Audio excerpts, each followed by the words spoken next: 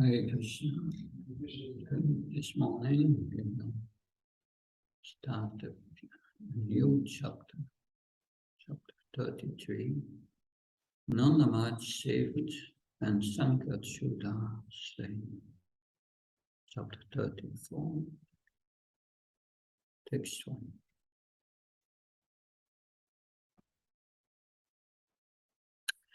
Shri Om Namo Bhagavate Vasudevaya.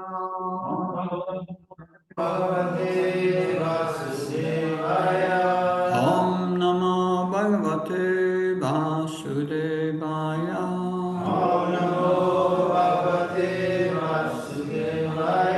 Om Namo Bhagavate Vasudevaya. Narayanam Namaskrityam Naram Cheva Narottanam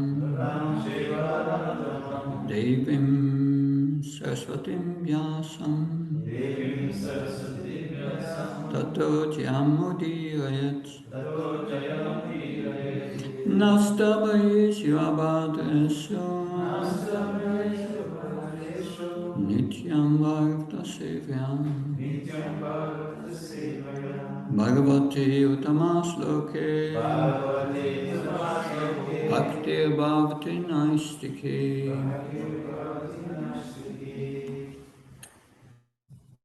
Shri Sukha Ovacha Ekada Devayatrayam Gopala Jataka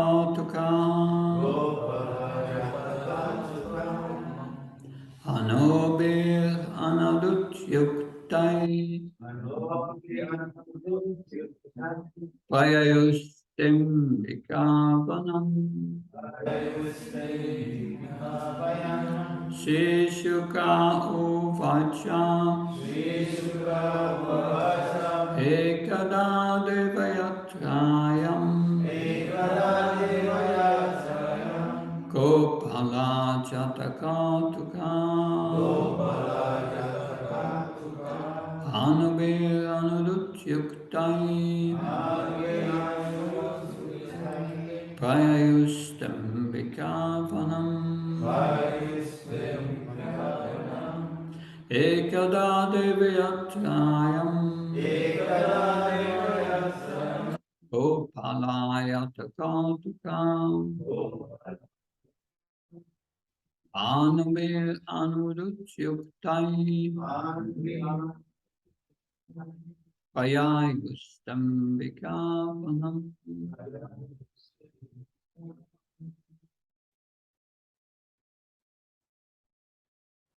Please, Shri Sukha Vacha Ekada Devayatrayam Gopala Jataka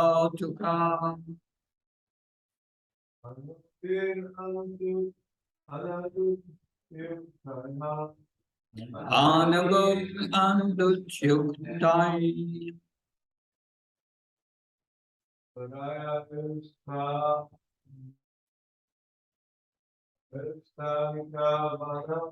Prayayustam Vikavanam Shri Sukha Vacha Ekada Devayatrayam Gopala Jataka Anobir Anudut Yuktai Payayustam Vikavanam.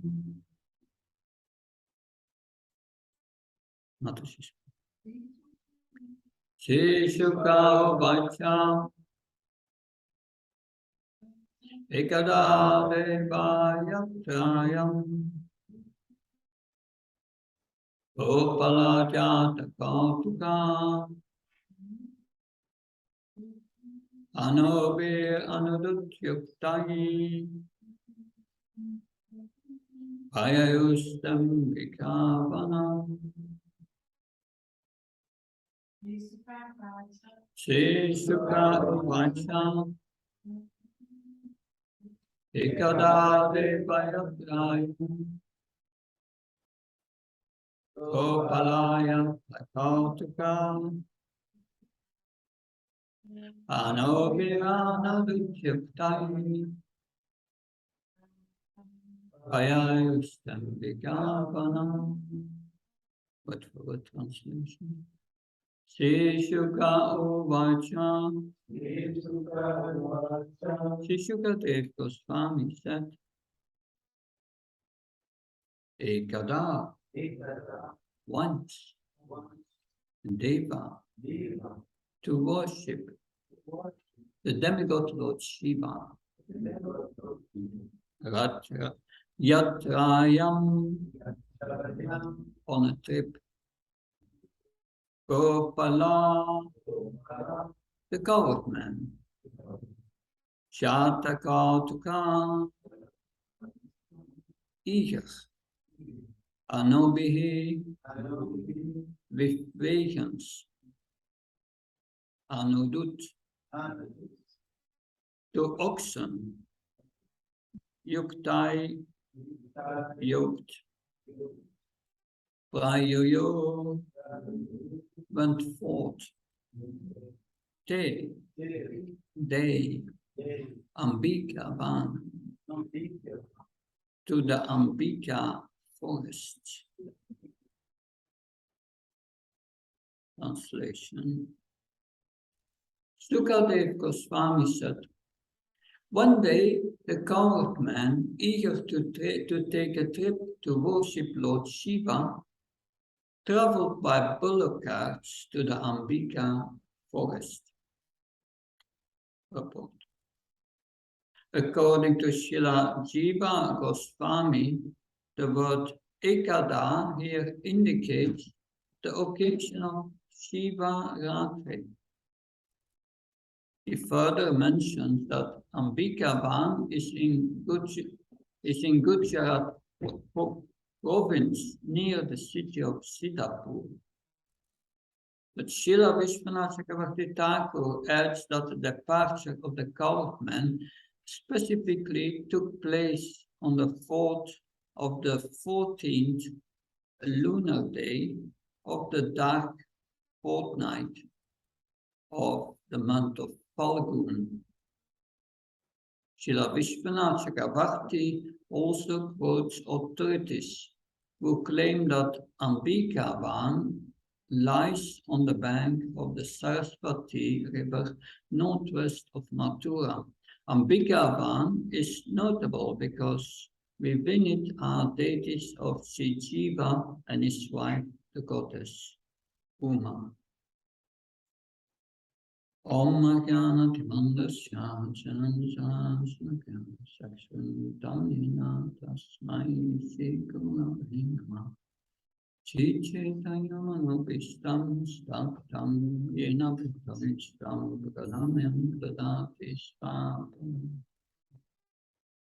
Kandeham Shigo Shivyoda Padakam Shigo Vaishnavam Shri Upam Jagajatam Saganaganatam Vitam Tam Sativam Satetam Sablutam Bhajan Saitam Shri Krishna Chaitanya Devam Shri Radha Krishna Padam Sanayita Shivishakam Vitam Hey Krishna Karuna Sindhu Dino Bandhu Jadvate Gopesha Gopakam Tagam Tapate Tapta Kanchana Kaunangira Devinda Nishpin Krishnamani Sutadevi Panamama Devi Panka Kalpa Visha Kripa Samavisha Patinam Pavanabhyo Vaishnavyo Jaya Shri Krishna Chaitanya Prabhu Nityananda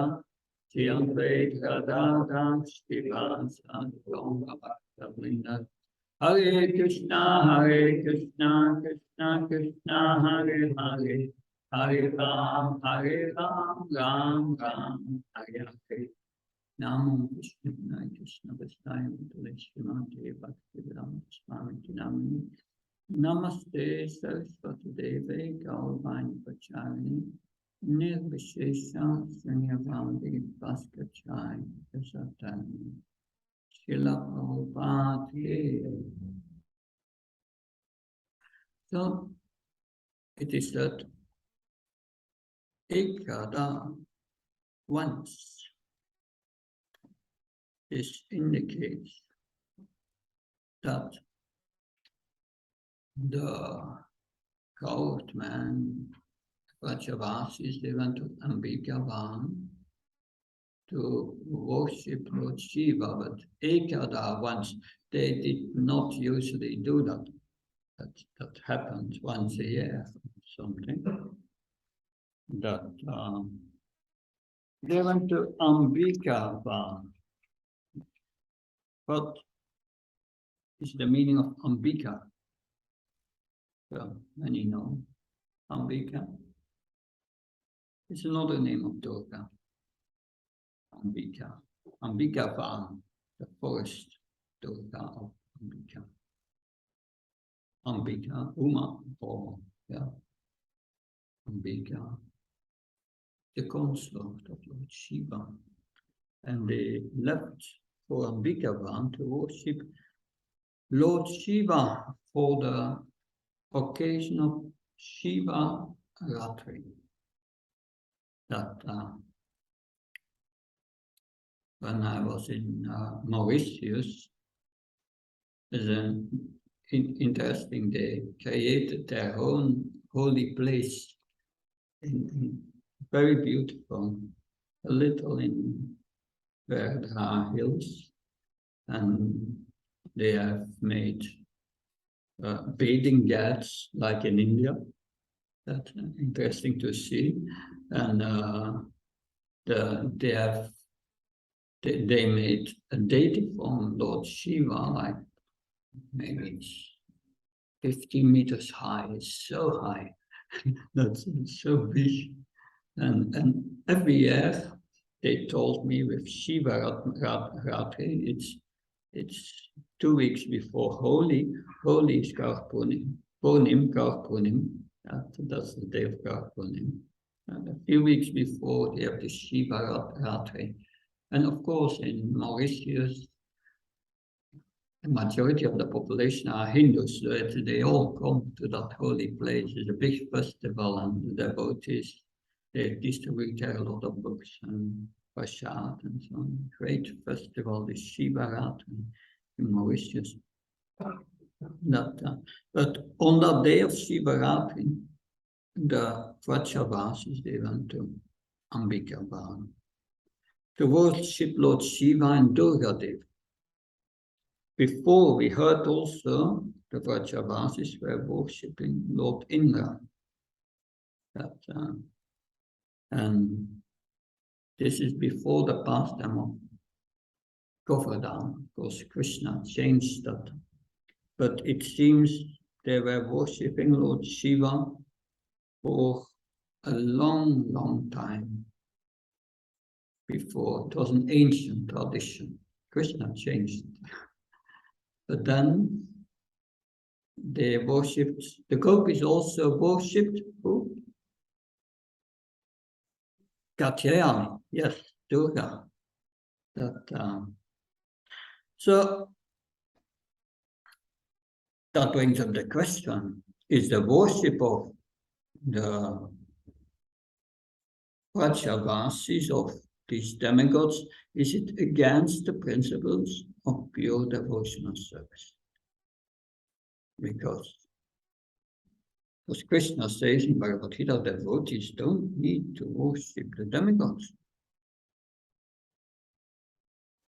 But we need to consider who is Lord Shiva Mahadev. Lord Shiva actually is a Vaishnava devotee. Lord Shiva is Mahadev, the Lord of the demigods, and he feels obliged to reciprocate with those who worship him mostly for the fulfillment of material desires, Lord Shiva. But that's one side of Lord Shiva. Lord Shiva is also another side. Lord Shiva is also the spiritual master of many devotees, and he guides these devotees on the path of pure devotional service. That's interesting. Of course, Lord Shiva is in charge of the mode of ignorance, and he's very,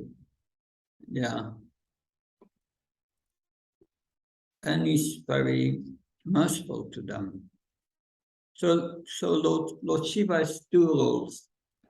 He's a role as a demigod and a role as a Vaishnava teacher.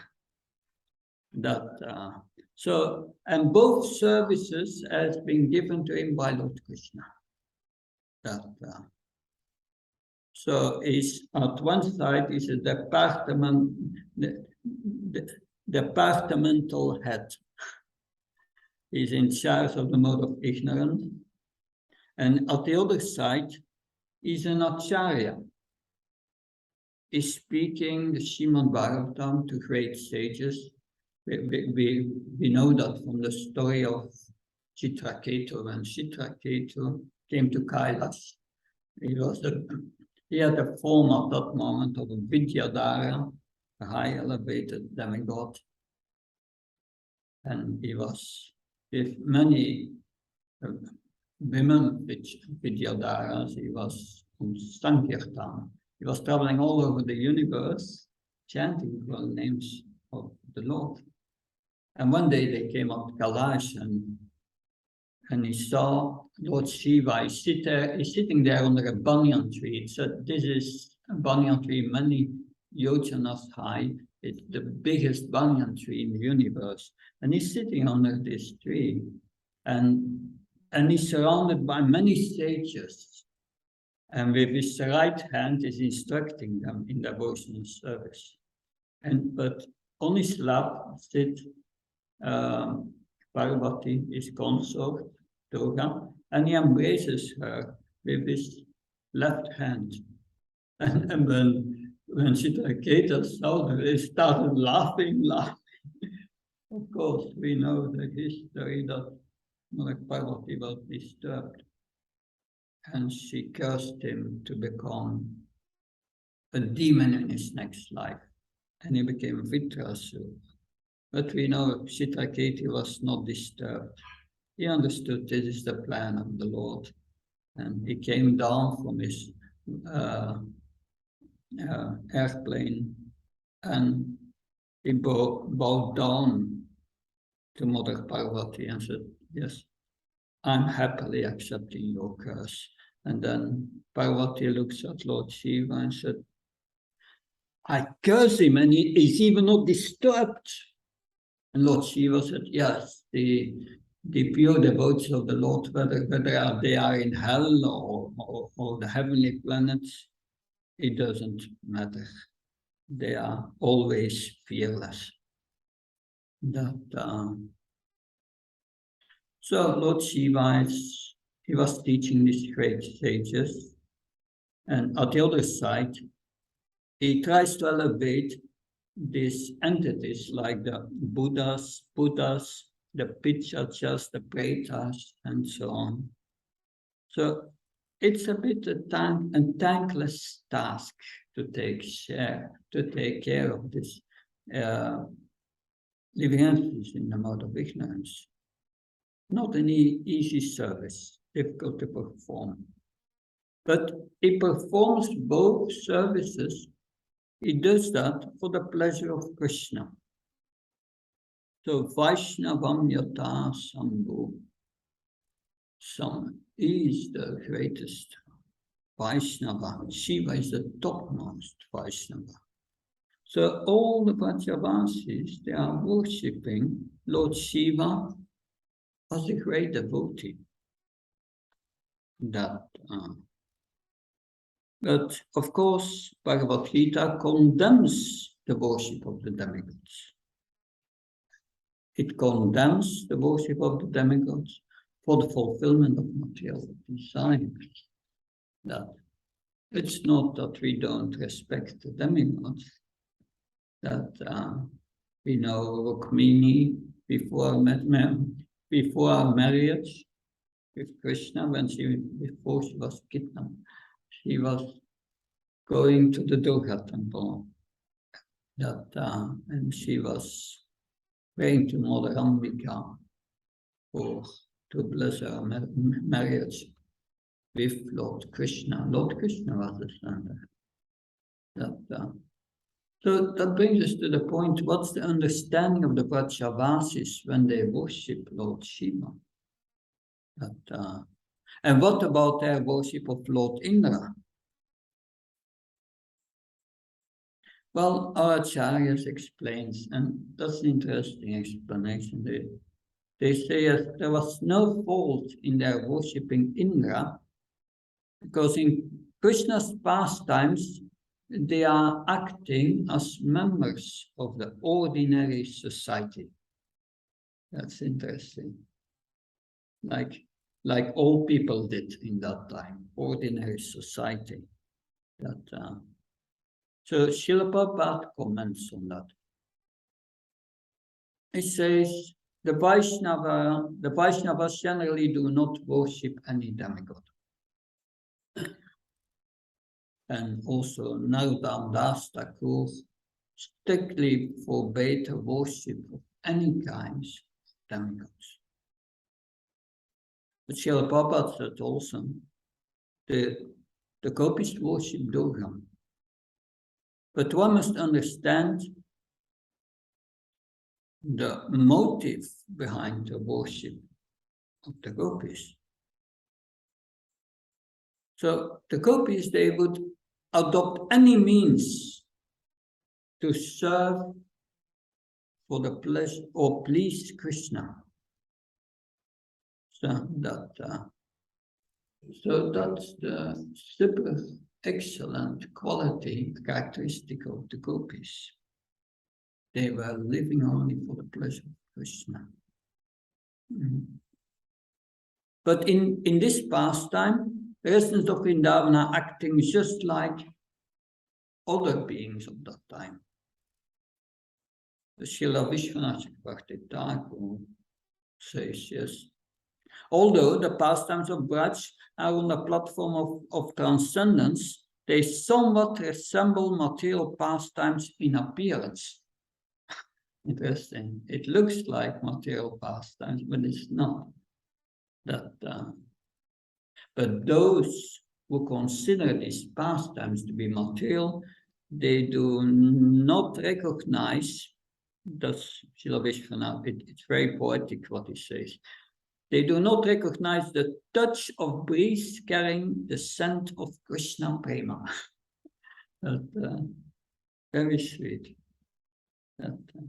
Although the pastimes of Vrindavan resemble material pastimes, they are not to be considered material. They are on the platform of pure devotional service. So the gopis, they are beyond compare in their affection for Krishna, and they could adopt any means to satisfy Krishna. So what's important here? We need to understand the purpose. They worship demigods following the ways of ordinary society, but their only purpose is to satisfy Krishna. And that's the super excellent characteristics, the essence of Vrindavan. All their activities are approved and inspired by Krishna. So the worship of Indra was an ancient tradition. But as soon as Krishna said, so ancient tradition means they did it for many, many, many generations. But then when Krishna said, don't do that, they dropped it. So there is no question of their not following the rules and regulations of devotional service. They are beyond Raganuga. They are prema bhaktis. Prema bhaktas. That, because often, this deity worship, this worship of these demigods, the devas, is condemned by Krishna in Bhagavad Gita, that he does not recommend it.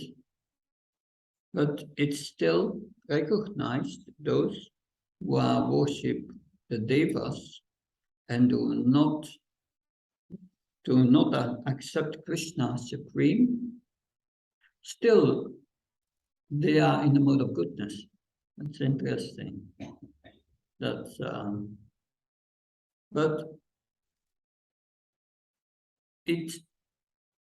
the idea is we worship demigods, and it should lead to understanding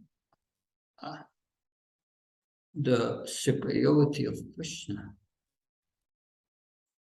So there are some stories that illustrate that, but it happens rarely. There's a story of Chandradas. Chandradas, he was worshipping Chandradevi.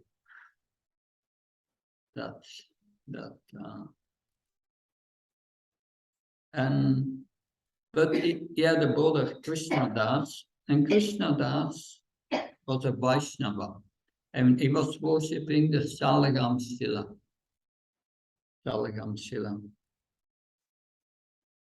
And Chandradas had a garden full of flowers, very cultivated flowers, but exclusively meant for the worship of Chandradevi. So one day his brother asked, "Can I have some flowers for my puja, for my Salagam Shila?" And Krishnadas said, "Well, it's only reserved for the worship of Chandradevi. I can't give you." But somewhere or another, Krishnadas, he looked at these flowers, and in his mind, he offered them to his Salagam Shila. So, and then Chandradas, he was worshipping, doing his puja for the goddess Chandra in the morning. And he was offering some flowers from his garden.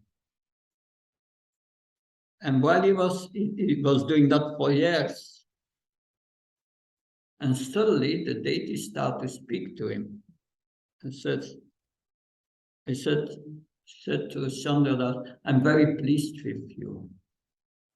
You are offering me the flowers of the Lord of my Lord." That is the Lord of my Lord. So her Lord was Lord Shiva. And the Lord of Lord Shiva is Krishna. So she said, and Chandradas said, "You never spoke to me, and you never said that there is someone superior to you." And it's Shandi Devi. Shandi Devi explained, and yes, my Lord is Lord Shiva, and his Lord is Lord Krishna, Narayan. So then he became a devotee of Krishna, just by that experience. But that's very rare that it leads one to become a devotee. Krishna condemns the worship of the demigods for material purposes. But here, the motive of the Vrajavasis is different. course, Lord Chaitanya also traveled to South India.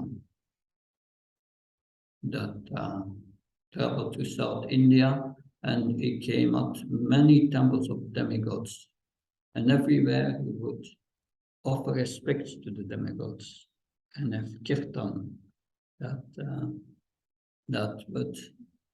So we respect the demigods. They are great devotees of the Supreme Lord, have an important service in this material universe. But there is the principle that a devotee knows the principle that when you water the root, all the tree, the trunk, the branches, the leaves, they are all nourished. So Krishna is the root, and we worship the root.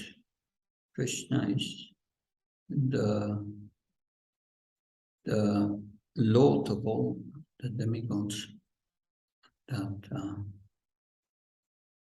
So this is an important aspect to understand.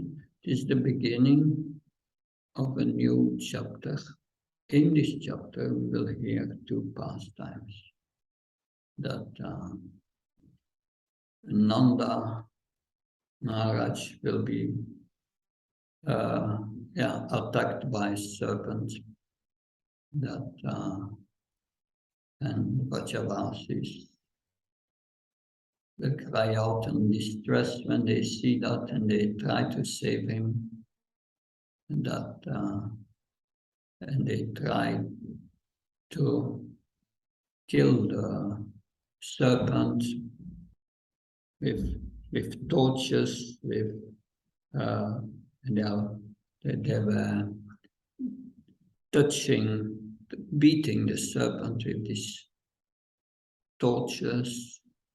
But finally, Lord Krishna touched the serpent, and suddenly a heavenly personality appears from the snake, and that a Vidyadhara. And then Lord Krishna will ask him to tell his story, and he will ask all the Vrajavasis, please listen attentively, because that's also for us. So we will hear more about that story tomorrow. And then there is the last part. The last part is the Balaram killing Sankachuda, a demon.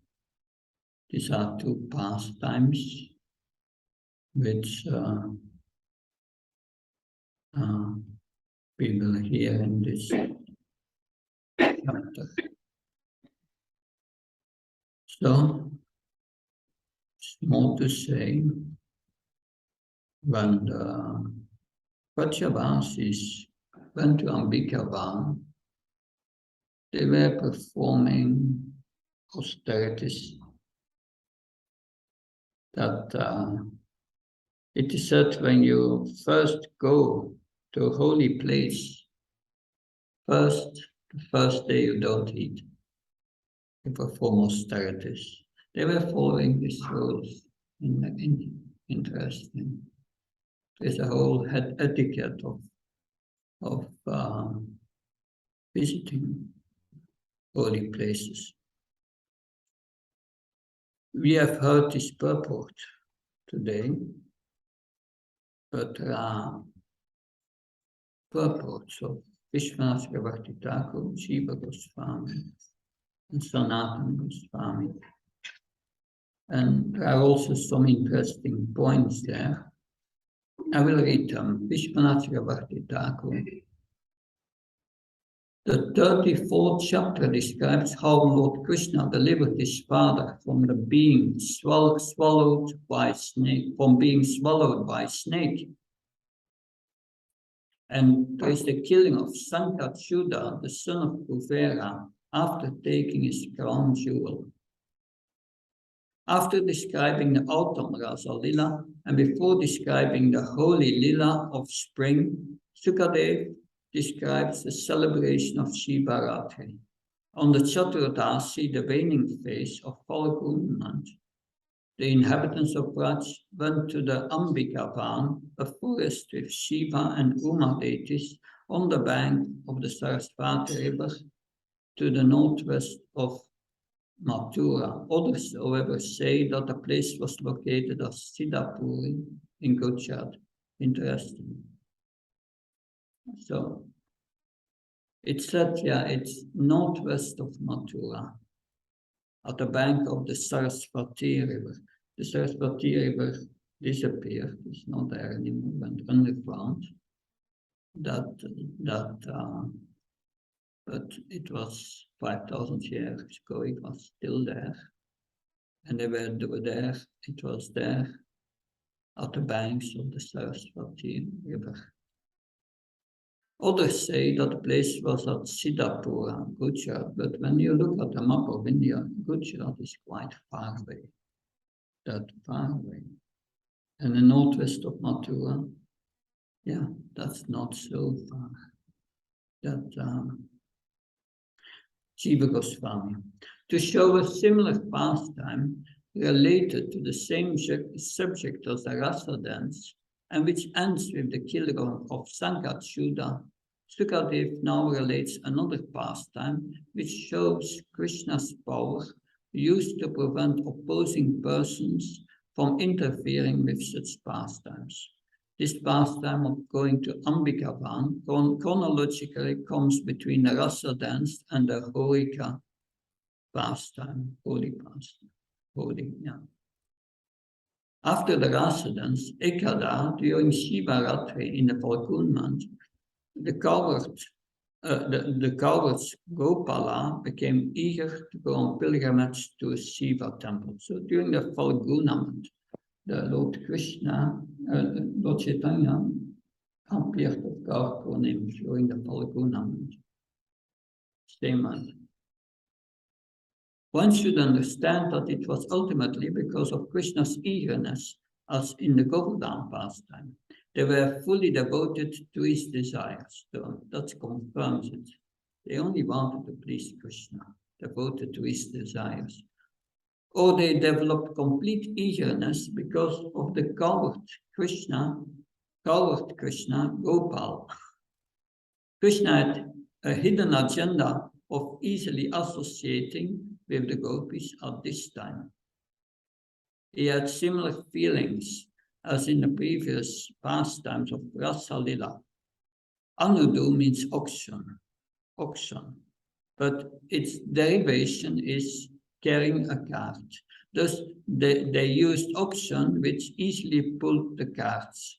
They used carts to bring many articles for gifting at the holy place. Thus, they traveled conspicuously. Prayahu, Ambikavan was northwest of Mathura district on the bank of the Sarasvati River, with Shiva and Durga as the presiding deities. Or it was a holy place not far from Siddhapur in Gujarat province. They went there because it was very famous. And we have Sanatan Goswami.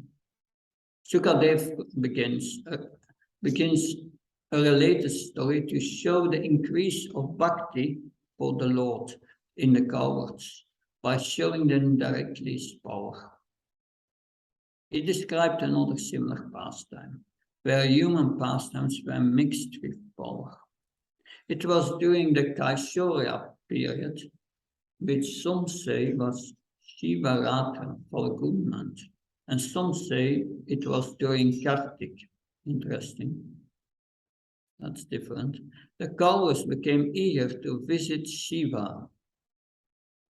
They went out of curiosity or for fun, not because of material desires, or not of material desires, since they were cowards whose quality was having fun. They just wanted to have fun. Interesting. They yoked huge bulls to their carts, since cowards normally travel by cart, and they had to carry many goods for offering to the Tirtha.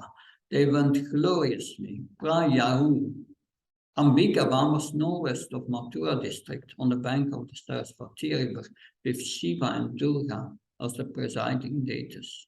Or it was a holy place not far from Siddhapur in Gujarat province.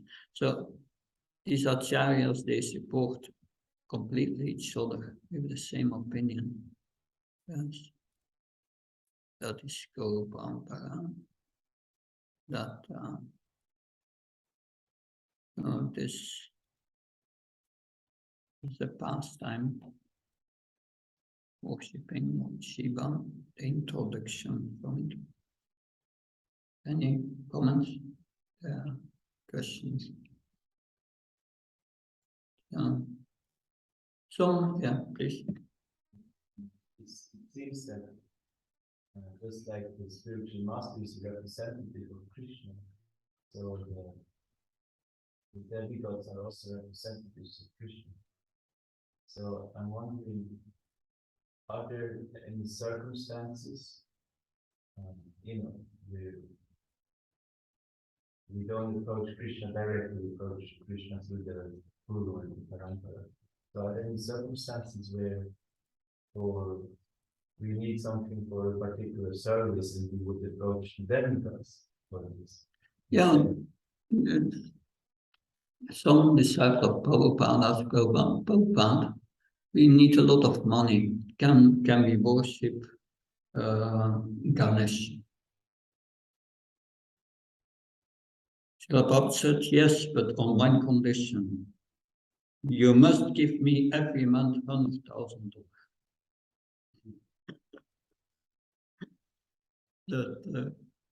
That anyway, so in other words, he did not really advise it. But of course, Ganesh, he removes the obstacles. And that's the nectar of devotion. You can pray to Ganesh, please remove the obstacles on my path, in my devotional service. Therefore, in many temples, you have other temples, you have at the entrance, you have a picture of Ganesh. Yeah, I saw that many times, but now I don't see them anymore. But Prabhupada said that. But important is the motive here. But this, for material things, we don't have to approach the demigods. We can approach Krishna because he's the root. So you see here the consciousness of these Vrajavasis. It is, yeah, they see Lord Shiva as these two functions, but they see him as an acharya, representative of Krishna, that as a spiritual master, and as a great Vaishnava, so they see that side. And by that they worship Lord Shiva. So Krishna is pleased when we worship devotees or glorify devotees.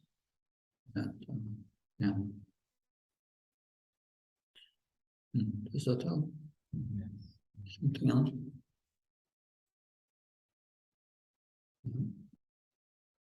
Good. Thank you very much. Shantara Srimad Bhagavatam ki, Srila Prabhupada ki.